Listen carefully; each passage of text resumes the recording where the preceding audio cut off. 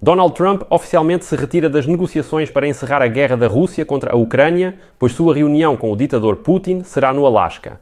E ameaças absolutamente vazias não levam a nada. Por isso, ele simplesmente lava as mãos. A Casa Branca afirmou que Donald Trump e sua estratégia não são culpados. A responsabilidade é toda da Europa. Como escreve a publicação Axios, altos funcionários da Casa Branca acreditam que alguns líderes europeus apoiam publicamente os esforços do presidente dos Estados Unidos da América, Donald Trump, para acabar com a guerra na Ucrânia. No entanto, na verdade, secretamente e de forma traiçoeira, tentam destruir o progresso que foi alcançado nos bastidores após a cúpula entre Putin e Trump no Alasca. Dizem que Trump quase parou a guerra, mas os europeus ruins estragaram tudo. E o que é importante? Não é só o portal Axios que escreve sobre isso. Afinal, com as mesmas informações privilegiadas, na quinta-feira saiu um artigo na The Atlantic. Ainda antes, o mesmo cenário de saída de Trump das negociações foi descrito no The Guardian e disseram que iriam colocar toda a culpa nos europeus. Bem, e a Reuters escreveu que os americanos esperavam simplesmente abandonar a Ucrânia e começar a fazer negócios com os russos. Agora Trump encontrou uma porção de razões para culpar a Europa por tudo, dizendo que nenhuma negociação aconteceu por causa deles. E Trump simplesmente não quer admitir que o encontro com Putin no Alasca foi absolutamente desnecessário. Por isso ele bate a porta ressentido e culpa os europeus. Meu nome é Alexei Petty, hoje é 30 de agosto. Vamos entender essa história juntos, mas antes de começarmos, peço que você se inscreva neste canal, deixe seu like, escreva qualquer comentário e não se esqueça de se inscrever no meu canal do Telegram, Petty News. O link está na descrição deste vídeo. Então, como se diz, chegamos. A Axios escreve que a portas fechadas na Casa Branca acreditam que a Europa está minando os esforços de negociação. E aquele suposto progresso sobre o qual falaram com tanto entusiasmo após o encontro entre Putin e Trump no Alasca. E essa não é uma opinião isolada da Axios. A The Atlantic publicou a mesma tese na quinta-feira. Dizem que o principal obstáculo nas negociações não está em Washington nem em Moscou, mas em algum lugar entre Bruxelas e as grandes capitais da União Europeia. O problema, como de costume, é que quando não há resultado, é mais conveniente encontrar um culpado do que buscar uma solução. Donald Trump afirma que eu já resolvi tudo, mas a Europa insiste com suas garantias de segurança para a Ucrânia. E ainda por cima, Andriy Yermak, chefe do gabinete do presidente da Ucrânia, veio para uma reunião com Steve Witkoff e se recusou a entregar o Donbass aos russos. Por isso, os culpados de tudo são os europeus e os ucranianos. Vamos por partes.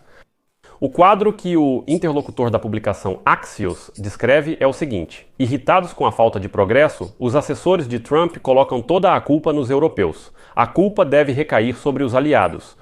Essa é a ideia fixa deles e parece uma tentativa de isentar Trump e até Putin de responsabilidade.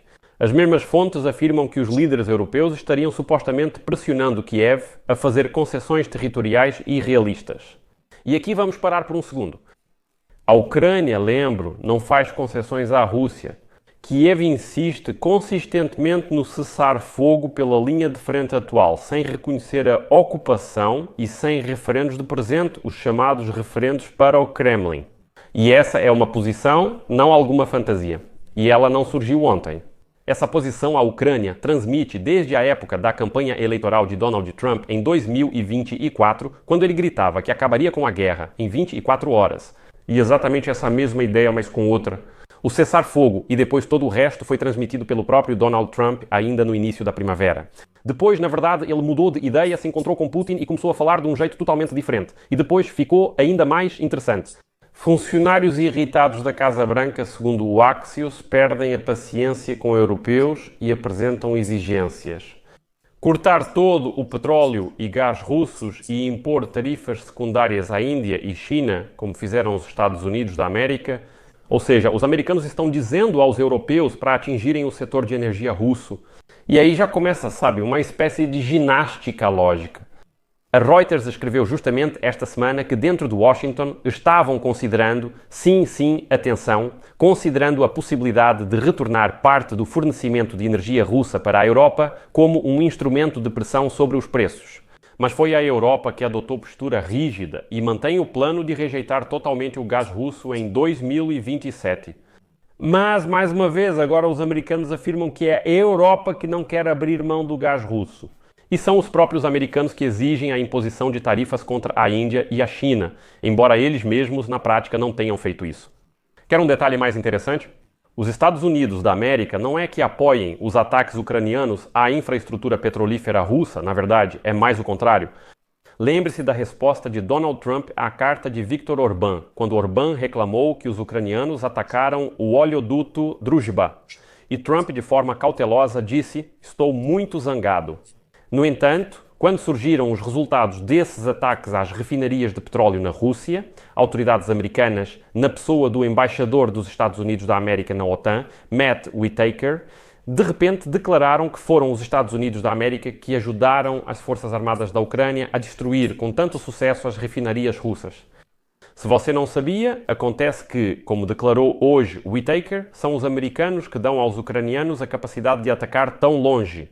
Infelizmente não. Ou felizmente, mas são drones ucranianos e mísseis ucranianos que estão atingindo as refinarias russas. O que, aliás, é hipócrita, já que os Estados Unidos da América atualmente não fornecem nenhuma arma à Ucrânia, apenas vendem para os europeus, que então repassam para a Ucrânia. Acusam a Europa de fraqueza enquanto praticam sua própria geoenergia flexível e restringem ataques à indústria petrolífera russa? Bem, no mínimo, seletivo. A segunda falha na lógica são as tarifas secundárias. Bruxelas, no 19º pacote de sanções, já discute formas de pressionar os fornecimentos da Federação Russa e rotas alternativas por terceiros países. Isso está na mesa da União Europeia. Sim, os Estados Unidos têm seus próprios instrumentos. Isso é pressão tarifária. Exportações da Índia, China, influência do dólar, etc. Mas, por mais estranho que pareça, não cabe aos Estados Unidos da América dizer à Europa qual alavanca ela deve acionar e em que momento. Aqui está um fato simples. Sobre a frota sombra da Rússia, Europa e Grã-Bretanha ativaram o modo turbo este ano. Centenas de petroleiros e empresas de fachada estão entrando nas listas negras. E as novas regras de seguro e inspeção estão tirando desses navios obscuros as brechas às quais estavam acostumados. Trump pessoalmente impôs exatamente 0 novas sanções contra esse esquema da frota sombra de Putin. E isso também é um fato, por mais que se queira atribuir a si mesmo alguma vitória. Agora, sobre a retórica. Um alto funcionário anónimo da Casa Branca, citado pelo Axios, fez uma declaração brilhante. Citação: "Os europeus não podem continuar essa guerra e alimentar expectativas infundadas, esperando que os Estados Unidos da América assumam todos os custos. Se a Europa quiser escalar, isso é problema dela. Mas eles vão, sem esperança, tirar a derrota das garras da vitória." Isso não é uma análise, é só uma notinha emocional de um escritório onde as notícias são lidas apenas pelos títulos. Porque essa frase, tirar a derrota das garras da vitória, é uma figura de linguagem. Mas os pagamentos, o fornecimento de defesa antiaérea, o treinamento, a mobilização industrial, essa é a realidade na qual a própria Europa está realmente investindo. Diferente dos americanos, agora os europeus financiam totalmente o envio de armas à Ucrânia, compram sistemas Patriot dos Estados Unidos da América e os entregam ao país. Os europeus assumiram o fardo de treinar as forças armadas da Ucrânia em seu território. São os europeus que agora estão relançando sua indústria de defesa para conseguir fornecer tudo o que é necessário para as forças armadas da Ucrânia. Por isso, dizer que a Europa está tirando a derrota das garras da vitória, bem, isso já é cinismo. E o The Atlantic, aliás, registra a mesma tendência e escreve que a Casa Branca publicamente pede unidade, mas em particular repreende os aliados para baixar o nível das expectativas. O círculo interno de Trump, segundo o Axios, está convencido de que os europeus estão incentivando Zelensky a esperar por um acordo melhor. Um maximalismo que supostamente só ampliou essa guerra. Lembro que, na véspera, Karoline Leavitt, que é secretária de imprensa da Casa Branca, foi questionada sobre como Washington reage ao ataque dos russos a Kiev. Na noite de 28 de agosto, quando 23 pessoas morreram, incluindo 4 crianças, ela declarou: "E o que vocês esperavam?" Essa é a resposta dos russos sujos aos ataques dos ucranianos contra as refinarias de petróleo russas. Eu não sei o que aconteceu com a lógica na Casa Branca, mas dizer que o agressor está revidando aos ataques da vítima, isso já é uma lógica que simplesmente não existe.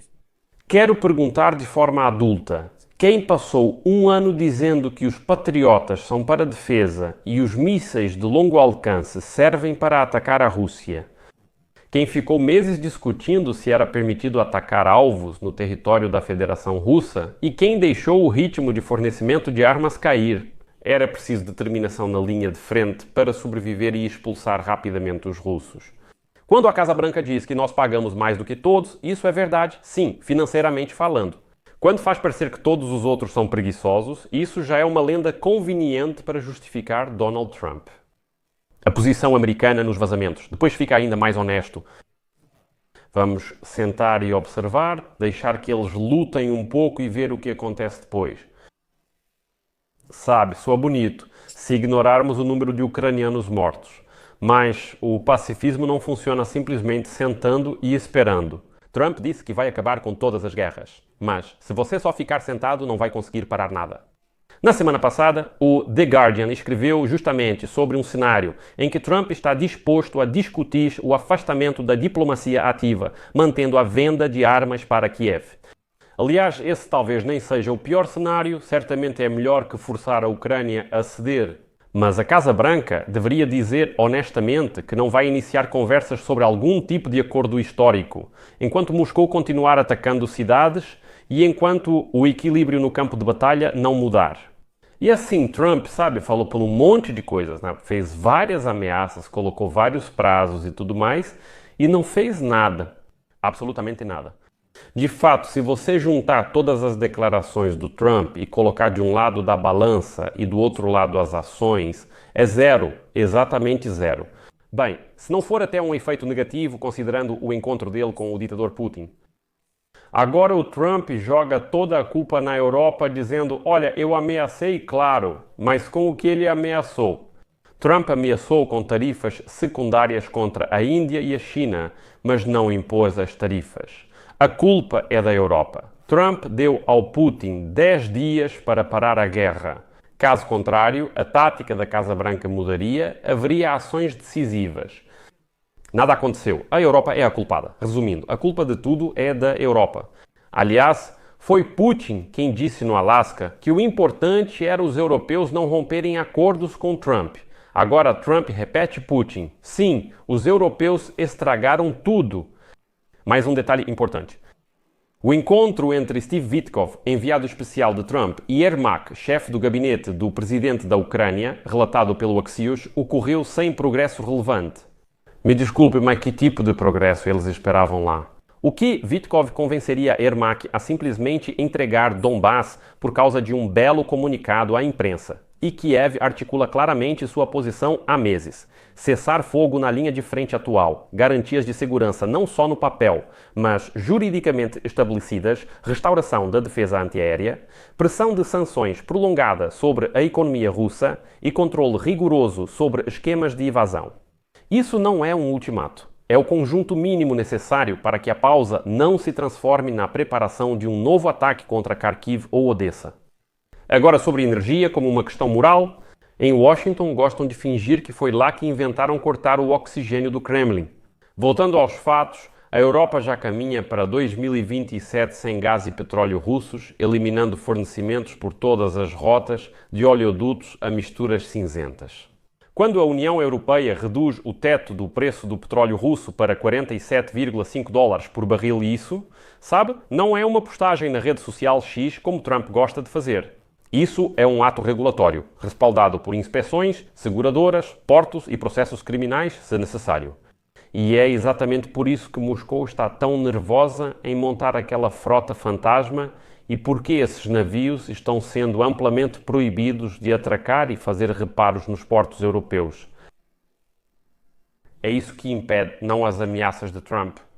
A propósito, a Reuters detalhou como em Washington, ao mesmo tempo, estavam considerando a opção de descongelar seletivamente os fluxos para estabilizar o mercado.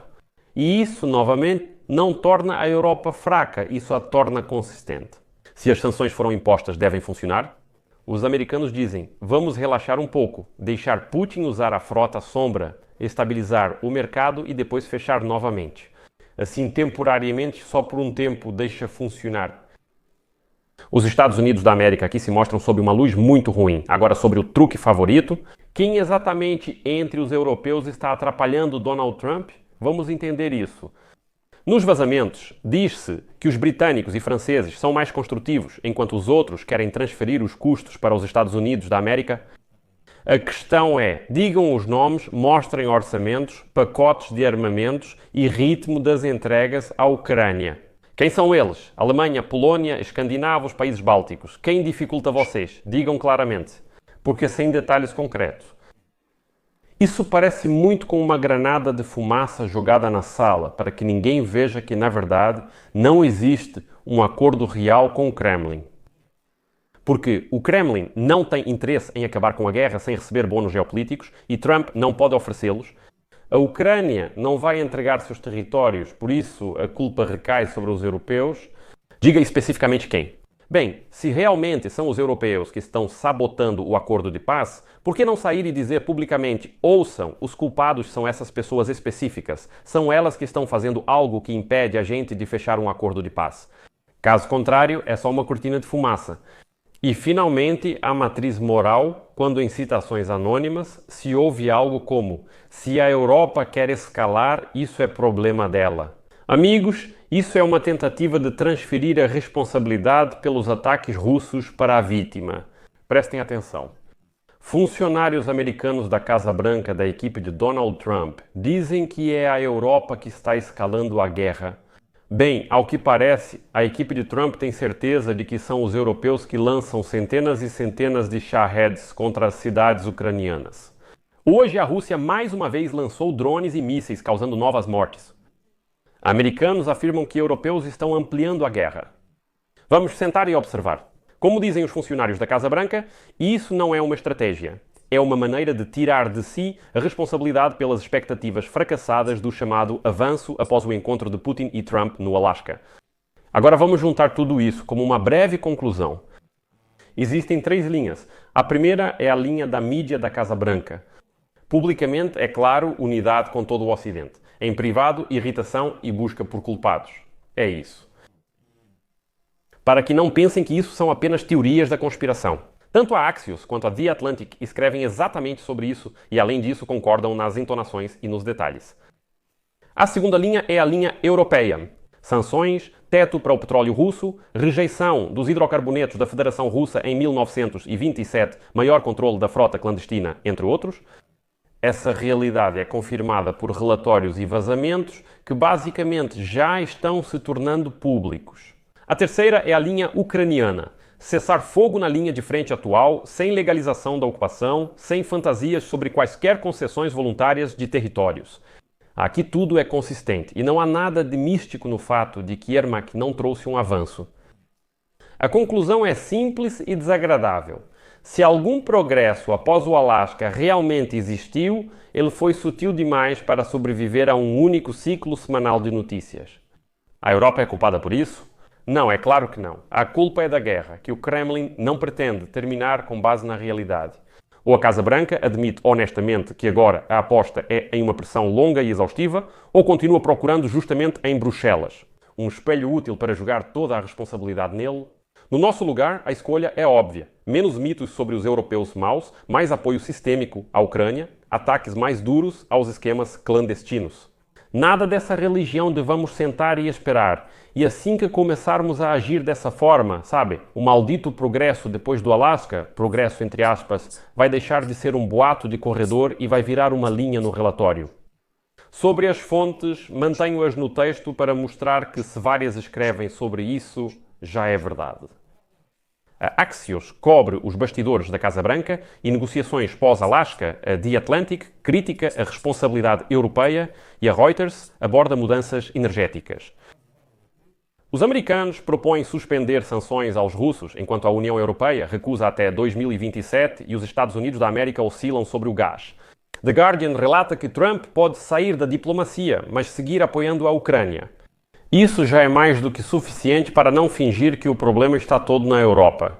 O problema está no Kremlin e no ditador Putin, com quem Donald Trump se abraçou, e na falta de vontade política de Donald Trump de finalmente chamar as coisas pelos seus nomes.